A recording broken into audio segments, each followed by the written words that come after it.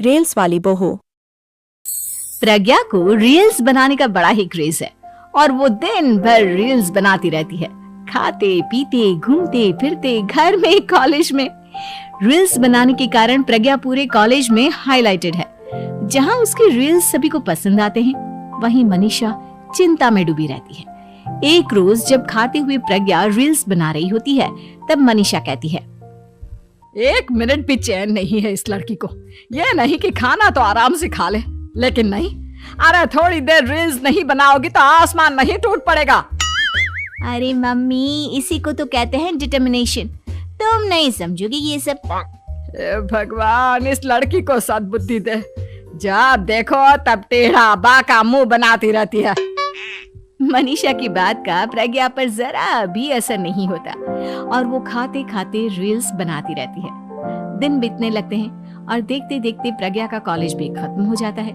आए दिन कोई ना कोई मनीषा को प्रज्ञा की शादी करवाने का सुझाव दे जाता है। सब ठीक ही कहते हैं, प्रज्ञा की शादी कर देनी चाहिए। अपने घर के काम काज में व्यस्त हो जाएगी तो खुद ही ये रील्स और नाच गाना बंद हो जाएगा। मनीषा और प्रेम प्रज्ञा के लिए एक अच्छा लड़का ढूंढने लगते हैं और तभी विकी का रिश्ता प्रज्ञा के लिए आता है, जिसने प्रज्ञा को उसकी रील्स देखकर पसंद कर लिया था। अगले दिन विकी अपने माता पिता के साथ प्रज्ञा के घर पहुंच जाता है और प्रज्ञा साड़ी पहने हाथों में चाय की ट्रे लिए उनके सामने आती है। जब विकी को पसंद है तो हमें भी बहू पसंद है। बहन जी, आप बारात की तैयारी कीजिए। एक बार लड़का लड़की अकेले में बात कर ले तो अच्छा रहेगा। हाँ हाँ, क्यों नहीं। मनीषा विकी को प्रज्ञा के कमरे में भेजती है, जहां प्रज्ञा पहले से ही रील्स बना रही होती है। तभी विकी कहता है, आ गए आपके साजन जी। हमारे साथ ये रील्स कंप्लीट करती तो और भी अच्छा रहता। अच्छा जी, अब आ ही गए हैं तो बना ही लेती हूँ आपके साथ। दोनों मिलकर रील्स बनाते हैं। जब वी मीट और तुरंत पोस्ट भी कर देते हैं। फिर विकी कहता है, जब आप साड़ी में चाय लेकर आई तब मुझे लगा कि कहीं मैं गलत घर में तो नहीं आ गया। अब सही है। दोनों की शादी पक्की हो जाती है और शादी के दिन भी प्रज्ञा रील्स बनाने से चूकती नहीं। यहाँ तक कि बारात के समय भी नाचते हुए रील्स बनाती है। सभी लोग प्रज्ञा की तारीफ के पुल बांध देते हैं और प्रज्ञा नाचती गाती अपने ससुराल चली जाती है। सब कुछ अच्छा चल रहा होता है। प्रज्ञा यहाँ भी दिन भर हर चीज की रील्स बनाती रहती है। लेकिन कुछ दिनों के बाद जब सुनीता कहती है, बहू, ये रील्स के साथ साथ कुछ काम भी कर लिया करो। वैसे तुझे और क्या क्या बनाना आता है?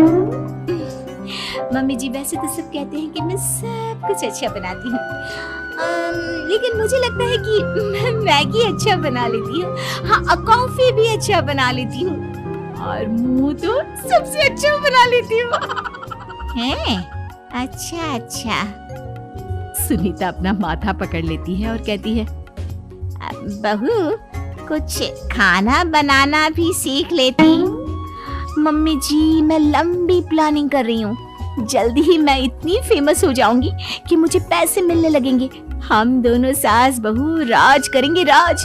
नौकर काम करेंगी और लोगों की तो लाइन लगेगी हमसे मिलने के लिए। तेरा दिमाग खराब हो गया है क्या बहू? हंसी मजाक तक ठीक है, लेकिन इस तरह घर नहीं चलते। जितना जल्दी हो इस घर के तौर तरीकों को सीख लो। प्रज्ञा मुंह घुमाकर चली जाती है और तुरंत उसी वक्त एक रील बनाती है। ये देख सुनीता का गुस्सा 7वें आसमान पर चला जाता है और विकी के घर आती ही सुनीता उसे सब कुछ बताती है। विकी भी अब प्रज्ञा की इन हरकतों से परेशान हो जाता है। तुम टेंशन मत लो मम्मा, मैं देख लूंगा। विकी कमरे में जाता है तो देखता है कि प्रज्ञा रील्स बना रही है। विकी बड़े ही प्यार से प्रज्ञा से कहता है, प्रज्ञा, इन सब के लिए मैं तुम्हें मना नहीं कर रहा हूँ, लेकिन फिर भी हर वक्त तो ये अच्छा नहीं लगता ना। समझने की कोशिश करो, मुझे भी तुम्हारा थोड़ा वक्त चाहिए। मैं जब ऑफिस से आता हूँ तो मुझे समय देने की जगह इसी में लगे रहती। तुम ज्यादा ही सोच रहे हो। तुम भी मेरे साथ रील्स बनाओ ना, तुम्हें भी बहुत अच्छा लगेगा। तुम्हें इज्जत से कोई बात समझ में नहीं आती क्या? दिमाग खराब हो गया है तुम्हारा इस चकाचौंध से। अगर तुमने अपना रवैया नहीं बदला तो मैं तुमसे दूर चला जाऊंगा। तुम ही रिश्ता लेकर आए थे, मुझे लड़कों की कमी नहीं थी और ना आज है। विकी दरवाजा पटक कर चला जाता है। धीरे धीरे विकी प्रज्ञा से दूर होता जाता है। एक रोज मनीषा प्रज्ञा के ससुराल उससे मिलने जाती है। तब सुनीता उससे कहती है, बहन जी, अब आई हैं तो कुछ दिन यहाँ रहकर जाइएगा, आप ही का घर है। हाँ मम्मी, बहुत दिन हो गए तुम्हारे साथ एक भी रील नहीं बनाई मैंने। प्रज्ञा तुरंत अपने फोन में रील्स ऑन कर लेती है।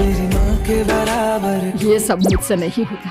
तेरा ये भूत अभी तक नहीं उतरा क्या? बहन जी, आप कुछ कहती नहीं क्या इसे? जब आप ही कुछ नहीं कर पाई तो मैं कर ही क्या सकती हूँ। सास तो वैसी ही बदनाम है।